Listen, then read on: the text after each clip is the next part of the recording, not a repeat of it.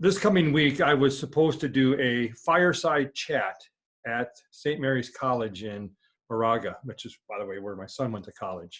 I was very much looking forward to it. I always love these opportunities to speak with students and in front of students. It gives you all kinds of insights into the kinds of questions they ask, the kinds of things that are top of mind for them. Well, because of the coronavirus, it's been postponed until early fall. And to be honest with you, I'm kind of bummed. I was looking forward to it.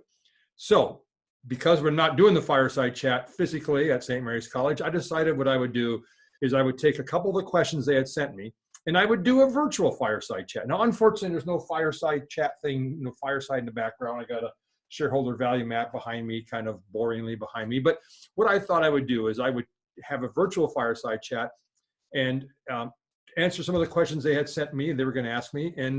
And hopefully, if you find this interesting, let me know. And in fact, send me other questions and maybe I'll have more virtual fireside chats. So the first question on the list is, what would you say were the critical parts of the journey that helped me to be successful at a major technology company? What is the secret to my success?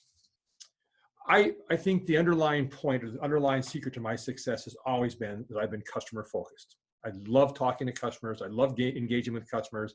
In fact, even with the coronavirus scare going on, I'm still getting on airplanes. No, I'm taking all kinds of precautions. I have all kinds of wipes and things that I have and sanitary, hand sanitizers and such.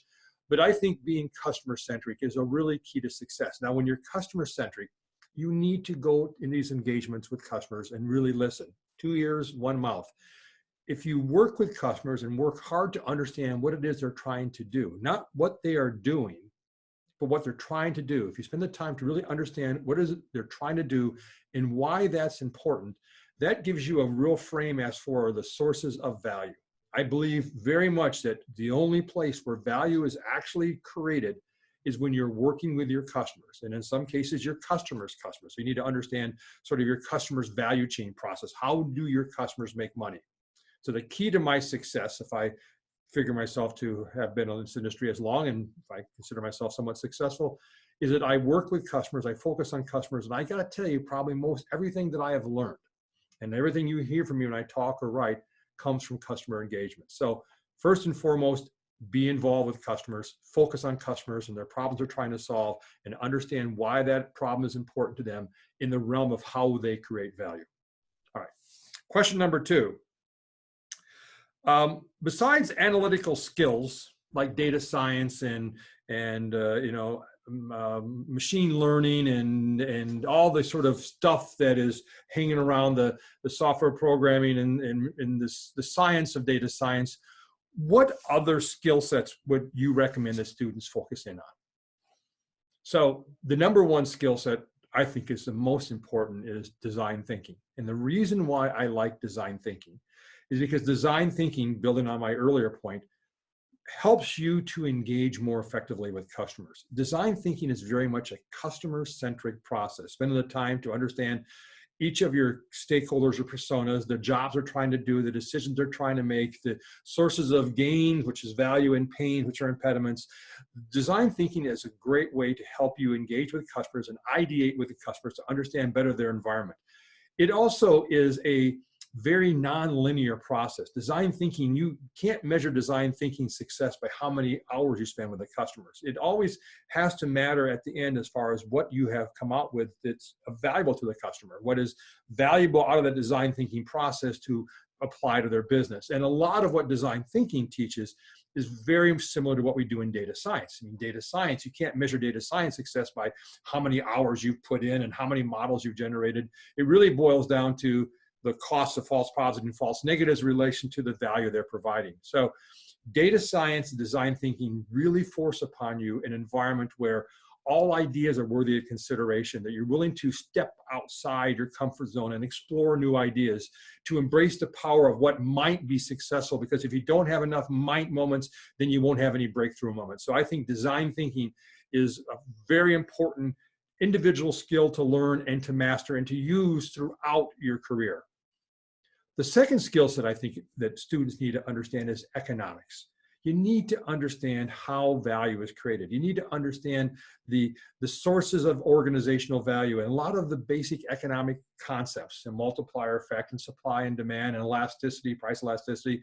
All these things have important play in the real world, because if you're working with organizations, economics may be the single most important concept from a business perspective in how you generate value.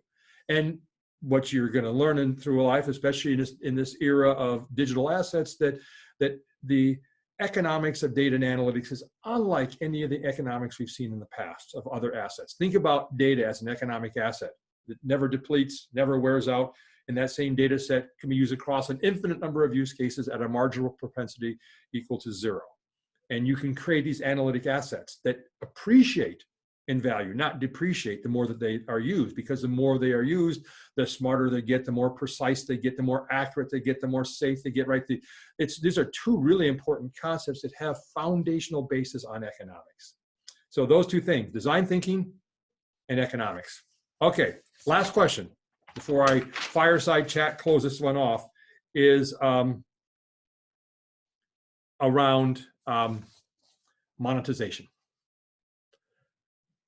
especially data monetization. Now, I spend a lot of time talking with CIOs, and I hear pretty consistently two things from CIOs. And I ask them sort of, what are your challenges as a CIO? They typically boil down to two different points. Number one, they don't know how to monetize their data. They're really unclear about how do I get value out of my data. And their second problem, by the way, is my data lake is broken. Now, that's an interesting problem. Broken like doesn't work. No, it's broken because it's not helping me to monetize. So these two things sort of interrelate with each other, that your data lake isn't just a data repository. It's not just a data storage device. It's actually a monetization platform. And monetization of data is not, you don't base monetization of data based on what you can sell it for, right? That's kind of the accounting mentality, where accounting says value is determined by what someone's willing to pay you for, which is, value in exchange sort of concept. But trying to figure out how to sell your data is not the right approach. You want to think about how you're going to use that data to drive new sources of customer, product, and operational value. You're going to want to look across your organization's key business initiatives. You're going to want to decompose the business initiatives into use cases or decisions that stakeholders are trying to make. And you're going to want to try to figure out how data with analytics is going to help the organization make better decisions around those use cases. That, my friends, is what I call value engineering. The ability to understand a customer's business problem, to decompose it down into its use cases, and then for each of those use cases, understand what data and analytics I need to solve those use cases. By the way, is all part of this value engineering concept, to really use data in use, not data in exchange, but how I'm using data to drive new sources of customer, product, and operational value. So when organizations struggle with data monetization, I think they're struggling, first off, because they have the wrong mindset. They're not thinking about data as an asset to be used. They're thinking about data as an asset to be sold, and that's the wrong approach. And then I give you a really simple example. Why is a car more valuable to an Uber driver than it is to me? Well, because they're using that car to generate revenue. They're driving people around and making money. They use the car to drive value. And that's what data is about. Data in use is how you want to do it. And thinking from a value engineering perspective, understanding what the organization is trying to accomplish, decomposing that into the use case of the decisions, and then figuring out use case by use case how the data and analytics help drive that. That's the heart of value engineering. So that's my fireside chat for the day. Again, if you found this useful, please let me know. If you found it not useful, let me know that too. And if you have particular questions you'd like me to address, as long as this coronavirus is going on and it's going to be hard to get out and talk to customers, then you got to find some way to communicate. So more fireside chats coming your way, at least I hope so. Until then, cheers.